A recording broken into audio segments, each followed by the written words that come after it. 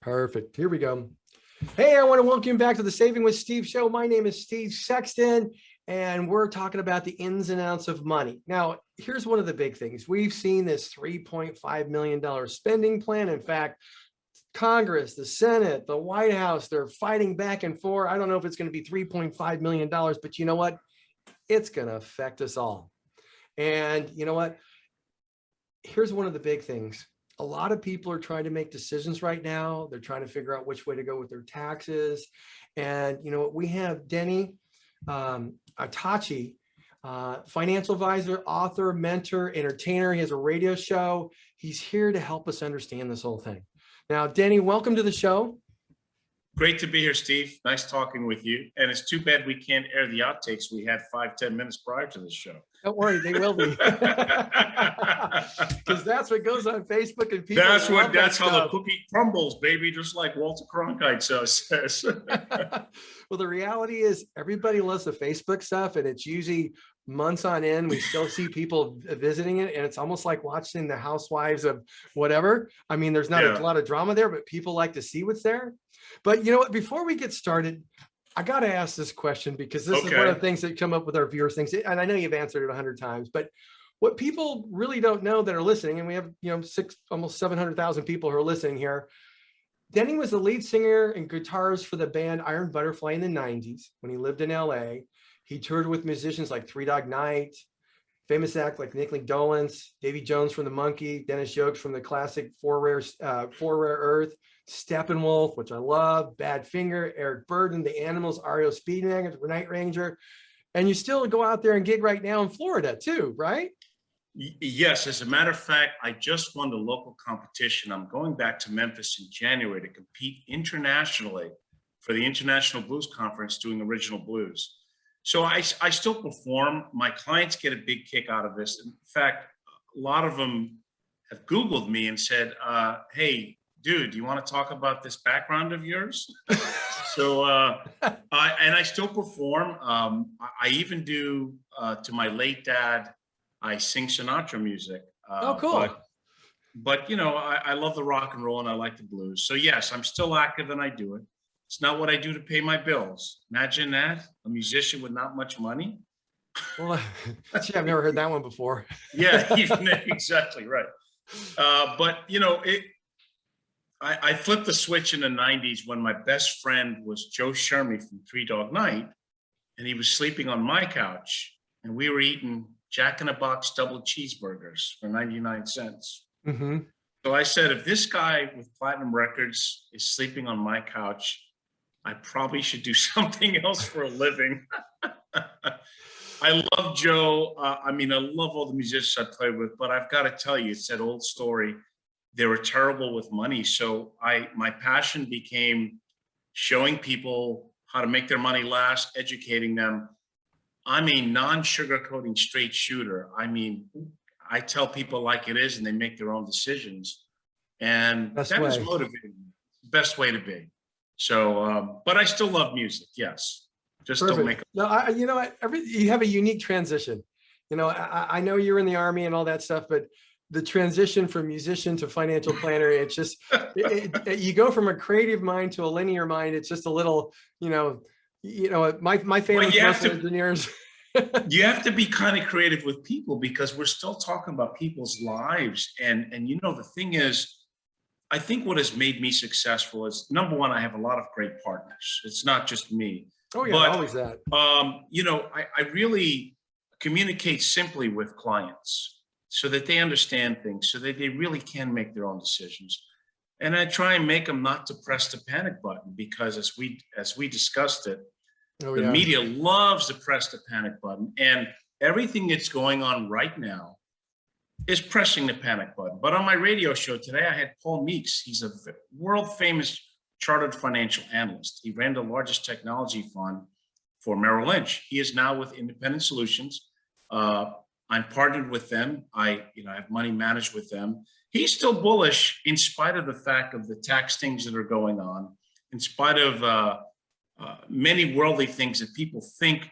Look, let's face it, the market has been going up for the last couple of years. It can't continue. There are going to be blips along the radar. Mm-hmm. However, fundamentally, equities still look attractive for single to small, double-digit returns in the long haul. And we don't try and time the market or guess what the Fed's going to do. And the other thing is, I know we're going to talk about the tax situation because it is important, but really, monetary policy by the Feds is what really governs and dictates where the market's going to go, not a president and their policies. It certainly can influence it, but as long as rates are where they are and certain things are keep going along, there's really no need to press the panic button until something new comes in the radar.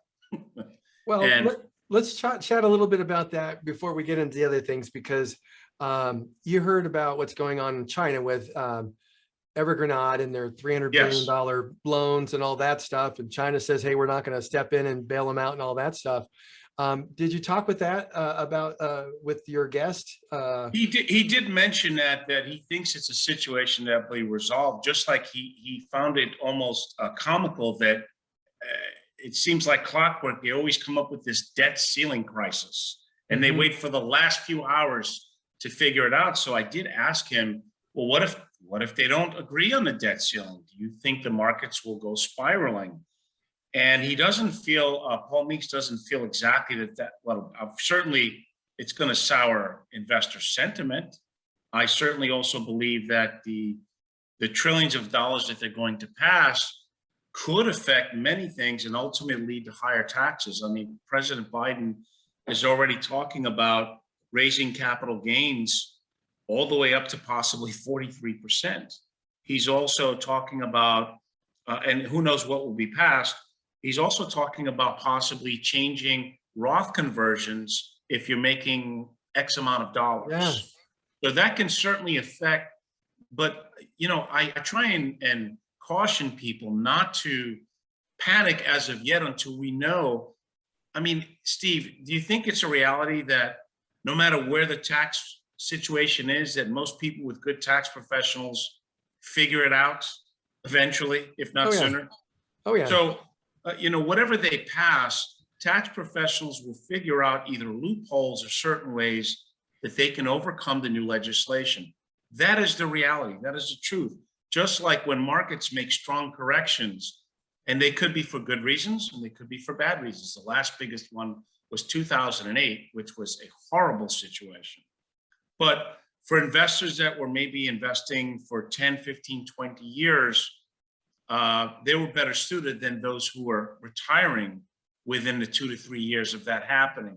And my answer to that is you should have prepared for it. I certainly treat clients differently when they're within 5 years of retiring as opposed to 20 years of retiring. Because we don't know what the market's going to do with absolute certainty. There's a lot of speculation, even though stocks are moderately overvalued at this point. There's still according to Paul Meeks and people a lot smarter than I, there's still a good deal going forth the next 12 to 18 months and beyond. I don't think people should go crazy and load up on technology right now, but for the value investor and for those investing the next 10, 15, 20 years, it's almost like that old saying that if you have favorite companies and they go on sale, do you abandon them or do you buy them more when they're cheaper? So if you're investing for the longer haul, I would say that would trigger buying, not selling at that point. So, you know what? We're going to take a quick break right now and come back because I want to keep going on that topic because I think it's unbelievably important. So, hey, look, we have Denny right with us. You want to stick with us? We're going to be right back. So here we go.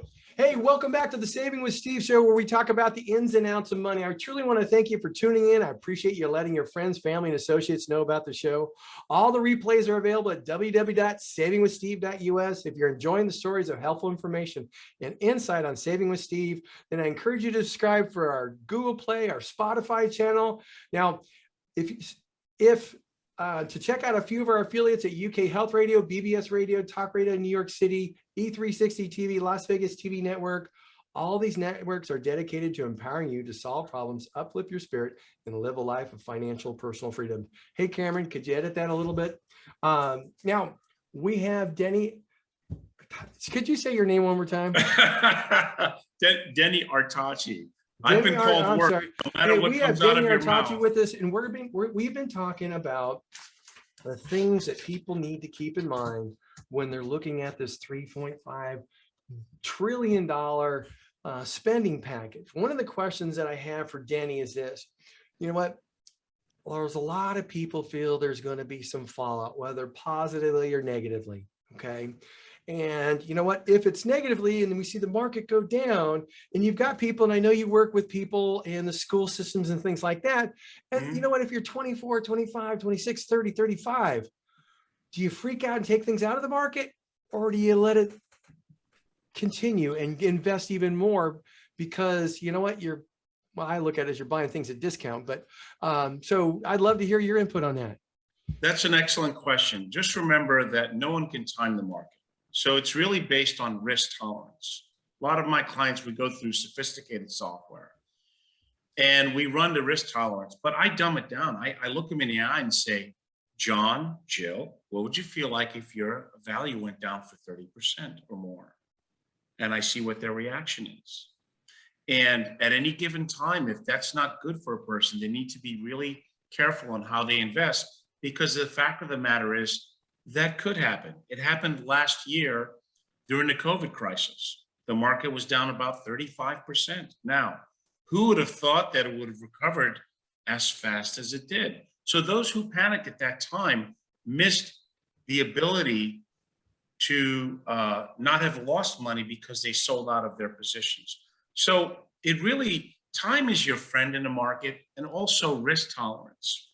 It's very interesting, Steve, that in the last 21 years, if you break down what the S&P has averaged, including the 2008 crisis, it's probably somewhere around 5.5%.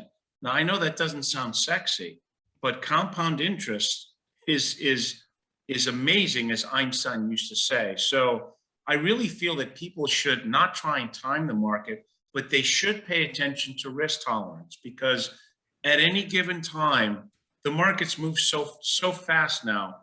If you cannot stomach being down 20, 30, or possibly 40%, then you should rebalance your portfolio. If you're closer to retirement, you should have it in positions that maybe you're okay making 3 to 4%. And you're not going to get upset that the market made 20, because you have other plans for it in 3 years when you retire.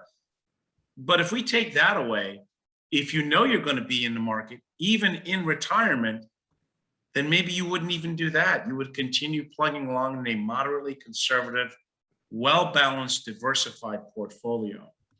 And over time, you should be rewarded. But I have to tell you, you have to be able to stomach the ups and downs, the ebbs and flows of the market. They are a natural progression. What we've had in the last 4 to 5 years, I consider not natural. It's been more bullish rather than bearish. And so people have the mindset that, well, if I can't make 20%, then what's the point? Or, hey, the market's going to continue going up and the music's playing, everyone's dancing. It's great. That's not really what true financial planners want their clients to believe. It's not reality. We've had a great run. Could it continue? Yes. I think sentiment is, as long as interest rates are where they are and that the economy keeps going and we don't have things like what we have in China, another war, perhaps a debt crisis, that will keep plugging along, and single to low double-digit returns is very achievable. This is not to say that we can't have a 5 to 10% correction in the next 6 months or more. So I really believe in my heart of hearts, time is your friend, and risk tolerance will help you stomach what the market does. That's wonderful advice. Now, when it comes to the tax side of things, what are you currently advising clients to do? Well, that opens up a lot of things, because first of all, people do the opposite. They tend to take Social Security early and defer their retirement accounts, when from a taxation standpoint, they should do the opposite, because Social Security is more favorably taxed. But that's a whole discussion that we could spend an hour on. What I would say, when you say taxation, I do believe because of the spending and the new administration, that taxes will go up. They're talking about changing the brackets as it is. Mhm. I don't know if they'll touch the standard deduction that President Trump did, which was a gift for many. When they say that only rich people benefited, I ask a couple point blank, so that $24,000 standard deduction didn't help you. And they say, well, yeah, of course it did. So you have to look at bits and pieces. Now, if inflation gets out of control, and wage inflation is a big thing that we have to watch, and if they do indeed raise corporate tax rates, then that may change some business structures where they may go overseas, which will affect employment, which may affect monetary policy, which means that we could see a rise in interest rates. And then once things start tightening, if they do, then and a lot of it is predicated on where taxes are going. Well, because they're spending, I said it on my show, Drunken Sailors on Shore Leave, to coin a phrase, it has to be paid somehow, sometime. Mhm. And the only solution is obviously to raise taxes. That's how they pay for, we've had rates, I don't want to say artificially held down, but boy, I wouldn't want to be the first guy that wants to raise interest rates in this environment when people have been spoiled for the last few years. But these are all normal progressions of any economy. Rates cannot stay where they are. No. Taxes probably, they should not stay where they are. They cannot, because of the expenditures that are happening. So as individuals, you have to be smart. If you can invest in Roth accounts, unfortunately, because rates are where they are, tax-free municipal bonds are not that attractive. And as rates go higher, that will affect, of course, your principal. So I would say a true plan to deal with the taxation, if you're self-employed, you can take advantage of Sept IRAs, defined benefit plans, instead of being stuck with a $5,000 a year. If you're making good money and are self-employed, and you can put away 25% of your earnings and pay yourself instead of the IRS. Uh-oh, did I say that bad word, the IRS? That'll save you in taxes alone. But I think going forward, when taxes are going where we don't think they are and certain things are going, it gets, sorry about that. My phone is not. That's why we have editing. Yes. Cameron will get that one, don't worry.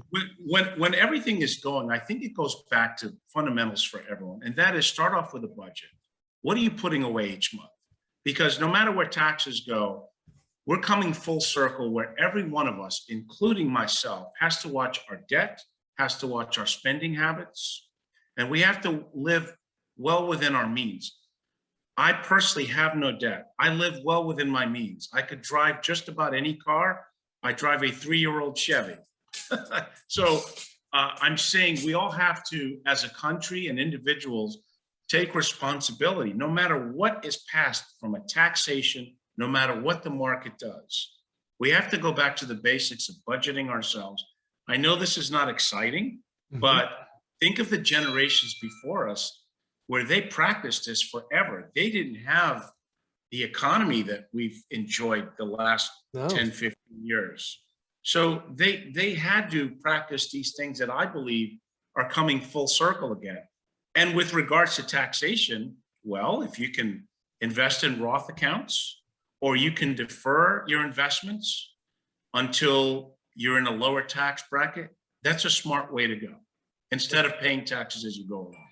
Does that make sense? Totally makes sense. I think it's great advice. I was talking with somebody 3 weeks ago, and you know what, for me, I do a lot of advanced tax planning, but there's one person that we've known for years, and I keep talking to him every single year about reducing his taxes.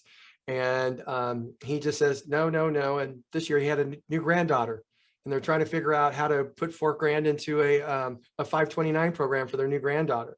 So what we did is we talked about tax deferred accounts, all the money that he was getting interest income and getting taxed on that. I said, are you ever going to use it? He goes, no, I'm never going to need it. So we put it in a tax deferred account. And then he had the Roth. So we replace that income by withdrawing it from a Roth, which is tax-free, which put him in a 12% tax bracket. So all the dividends and capital gains were tax-free. So now his taxes are just based off his Social Security. So his taxes went from about $4,000 a year here in California to 16. So he just went, oh my God, the IRS is actually going to fund my daughter's my granddaughter's 529. But more Don't tell importantly, your governor that. He may want a piece of the action. I know he's our been governor getting probably a lot of would. heat. He probably needs the money to refinance the money he took to deal with his recall campaign. Yeah, he's been getting a lot of heat for sure. And, but that's exactly right. And also, depending on whether someone is a W-2 or self-employed person, that's why LLCs are made and for-profit corporations. That's why I said to you earlier that no matter what they do with the tax situation, trust me, tax professionals and attorneys will figure out how to maximize the system for the benefit of their clients. It's not going to be free. So you're either going to pay them or the IRS, so to speak. But I really believe that we'll overcome it. It may be difficult. It may affect our economy in many ways. And I'm ultimately also concerned whether or not companies decide to go elsewhere to conduct business instead of being housed here in America, because I don't blame them. If they could save 10% on their taxes to operate, why not? They would. Exactly. Yes. I mean, Ireland built a whole economy by reducing taxes down to 2%. So why not? And they built a gigantic manufacturing economy over there for doing that. And I can see that occurring again if corporate taxes go back up. So right. So I think, Steve, that's really what people need to watch out. But as individuals, we have already touched base on how they can deal with it. If they raise the tax brackets or if they do away with the standard deduction, there will be other ways that people like the tax deferral accounts and certain ways to invest to mitigate the tax liability situation. Yeah. Hey, Denny, I want to thank you for being on the show. But you know what? One of the big things I like to do, especially for people like yourself, is give people an opportunity to either, come get information from you. How do they contact you? What's your website? And if they want to see you sing, we can let them know that too. I do have a website for singing, DennyArtacheBand.com. However, I'm in the greatest broker deal, Peak Brokerage, and the greatest RIA firm with independent solutions. What I can say is, can I give my phone number? Am I going to have my number is 561-305-8226. And again, could you say that one more time? 561-305-8226. I'm with Peak Brokerage Services, and I'm here in beautiful Florida, in Jupiter, Florida. You can email me at my first initial last name, Artache. That's DARTACHE at PBS Rep, which stands for Peak Brokerage Services. And you know what? It doesn't cost anything to talk. I may not be a fit for everyone, but I love at least educating people so that they can make their decision. I think a big difference of what I do is, and I know that word gets used a lot, holistic, but I really do give advice to my clients of when to take Social Security, what they should do about Medicare, how do they transfer the assets, what happens if they get sick, how can they really invest in the market and maybe get more than 2% with not taking too much risk?